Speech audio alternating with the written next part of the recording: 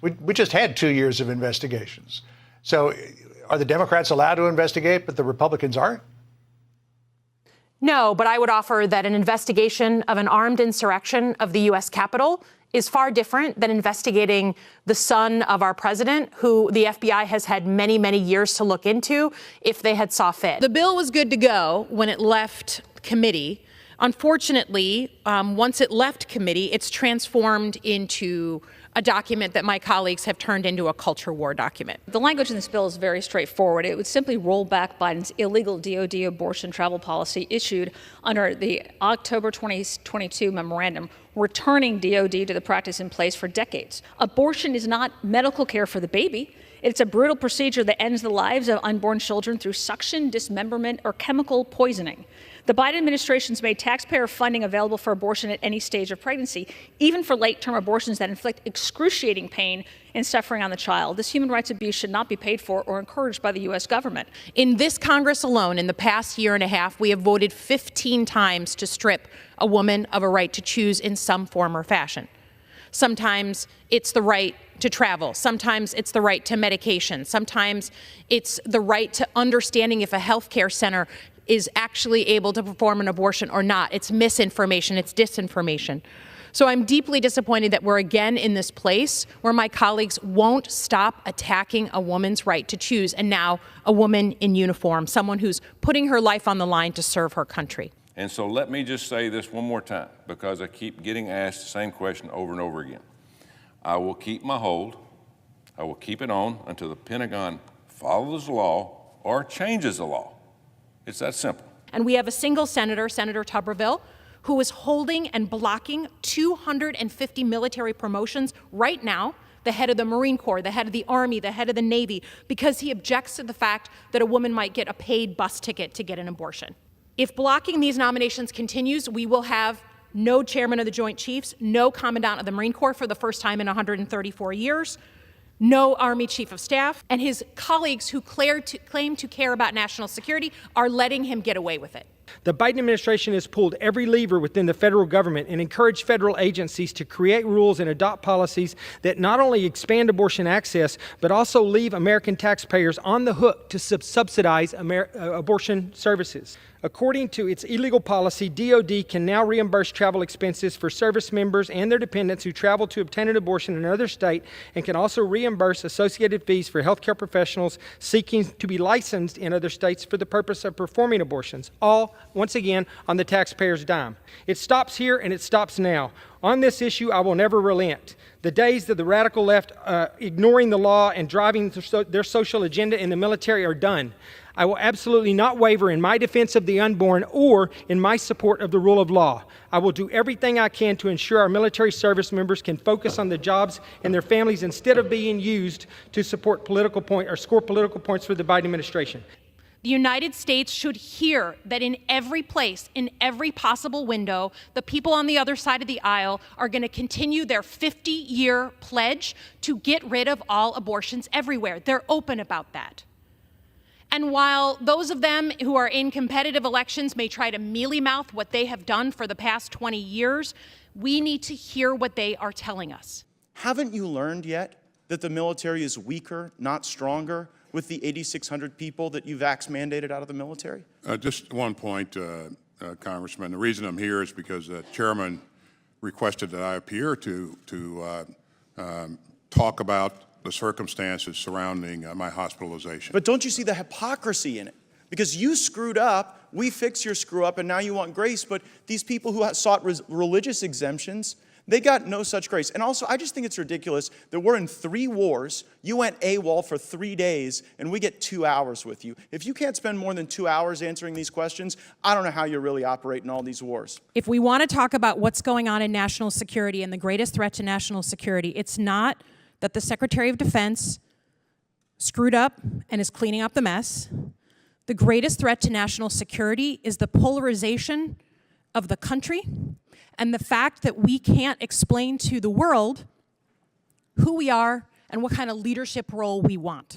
Later today, we will begin voting on the NDAA, the National Defense Authorization Act, the Pentagon budget.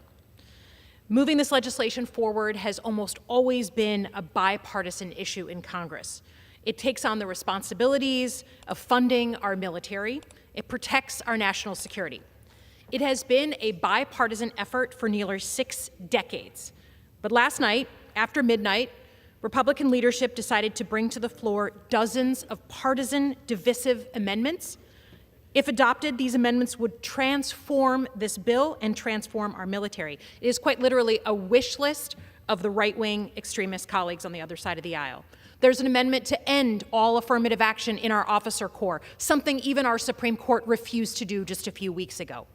There's an amendment to full stop end all aid to Ukraine at the very moment we're expanding NATO and working on protecting that democracy abroad on behalf of all democracies. But another one that they passed was a divisive amendment that prevents female service members in the military from accessing the reproductive care that they need and they deserve. Plain and simple, last night they chose culture war over national security. And they're doing so as part of a clear effort to prevent every single American woman from accessing care. It is part and parcel of a larger campaign to impose a nationwide ban on abortion. Last night, like I said, in the dead of night, the Freedom Caucus passed this amendment to stop the military from paying for a bus ticket, for a plane ticket for any woman who needs an abortion. And it is proof of this bigger plan. In addition to this amendment that passed last night, we have amendments in the Appropriations Committee that are the same thing. 46% of active duty service women are stationed in states that now either ban or very severely restrict abortion. They have no choice. They are based there. They have signed up to serve their country. They have been put on a base in Texas or in Alabama. That is not their choice. That is their duty. But the authors of these bills are not set on just letting the reversal of Roe sit and having states make their own decisions. The authors of these amendments are from Alabama and Texas, which ban abortion, including in the role of rape or incest.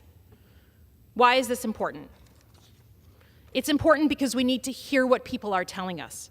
They are telling us that they will not stop with the reversal of Roe that happened a year ago. They will not stop when states like Michigan organize to make sure we have protections for women who want abortions. They want every single American, starting with our service members, to live under the same rules that they choose in their states. We need to hear what they are telling us and act accordingly.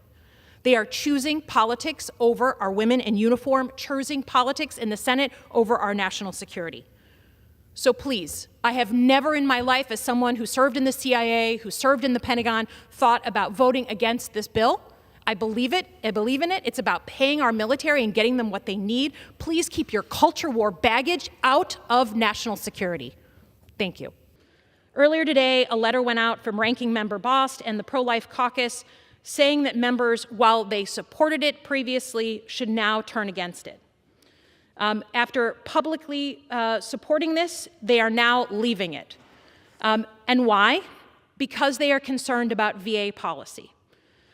They are concerned about the VA's decision to provide veteran women with access to abortion when they have been raped, when they are the victims of family incest, or when a doctor confirms that the pregnancy is a risk to the health or the life of the mother. Not abortion on demand, not extreme policies, these very basic, commonly accepted instances when a woman veteran has gone through hell and has no other option. The other side of the aisle, to be clear, is objecting to this bill because they object to any exceptions whatsoever on abortion. It is a political game. It is literally putting politics ahead of the 18 million veterans and 200,000 each year that separate. It is our responsibility to honor the veterans, male and female. And I find it disturbing that you would play politics in this way. When you put life and health of mother, it expands what can be distorted and where we're at, and it opens to the point of long-term abortion, and that has actually been verified by the VA. If you believe that the provisions that the VA has put forward have a legal problem, you have the right to take up that case and put it through the courts. We are the legislative branch. We make laws, we pass laws. We are not judge and jury. Take it to a court if you're concerned. That is your right. In terms of making decisions on behalf of women, If you want to take a veterans bill and make it about abortion, then let's do it. What you are saying, and you're saying in front of the American people, is that you believe a veteran who has been raped, who is the victim of incest, and who is having a dangerous miscarriage does not deserve access to abortion. You are saying, unless you correct me and tell me what you believe a woman deserves to have when she has been raped, the victim of incest, or is in the middle of a dangerous miscarriage, if you can't state it, then be clear you believe in no exceptions for women, a cold, heartless, violent approach to women's health. You want to ban all abortions. That is your goal. Many of you have been open about that. And if you flip the House, we know that you will put forward a full ban on all abortion for all states. You've been clear about it. You want to turn a veterans bill into an abortion bill, let's do it. Not one of you are a medical doctor. Not one of you. What the VA guidelines say is that if you've been raped or the victim of incest or a medical professional deems that your pregnancy is a risk to your health, the one of 4 women in this country who has had a miscarriage, probably many women in this room, that you are a better judge of who gets to decide the future of their life and not a medical doctor? I rise today to call out the amendments that have been forced into the Pentagon budget over the past month and a half. When this Pentagon budget was voted on in our committee, it passed 58-1. I voted for it, as did many of my peers on this side of the aisle and the other side of the aisle. When it left our committee, it became a wish list of right-wing culture war agenda. If you take a 40,000-foot view of what's going on here, it becomes very clear. The other side of the aisle is not going to stop until there is a federal ban on all abortions in every state, in every circumstance. Our last speaker made it clear. A bill that is typically bipartisan is now become a prisoner of this debate. So let's review the bidding. We have seen the other side of the aisle put in unnecessary abortion restrictions in minor appropriations, in veterans bills targeting female veterans. A single senator is holding up 300 critical military nominations because service members want to get leave to get the care that they need. And the NDAA in its current form is targeting servicewomen specifically. The other side of the aisle is taking national security issues now hostage to their unrelenting fight on this issue, so that no woman can have a right to an abortion if she's been raped, if she's the victim of incest, or for simple miscarriage, which 1 out of 3 women in America have had. I know the other side of the aisle is not listening on this issue. The American people need to hear it loud and clear. They want a federal ban on abortion. I yield back. Hi, Mr. Secretary. Thanks for putting up with the outrage and the drama. I would just say, look, you made a mistake. You admitted it. You're taking steps to address it. And you want to know what accountability is. Accountability is having to come and sit in front of people and their outrage and their drama in public about your health issues and the mistakes you've admitted you've made when the entire world is wondering what the hell is going on with the United States of America. The whole world is trying to figure out what we're going to do next.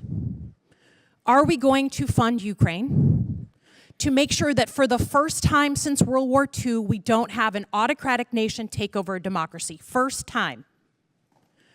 Are we going to send a signal to the Chinese and the Chinese government that we still want a leadership role in the in the world, and we're willing to back that up with strength, with force, and with action? We have got our soldiers being shot at in the Middle East by the Iranians. We've got a lot going on.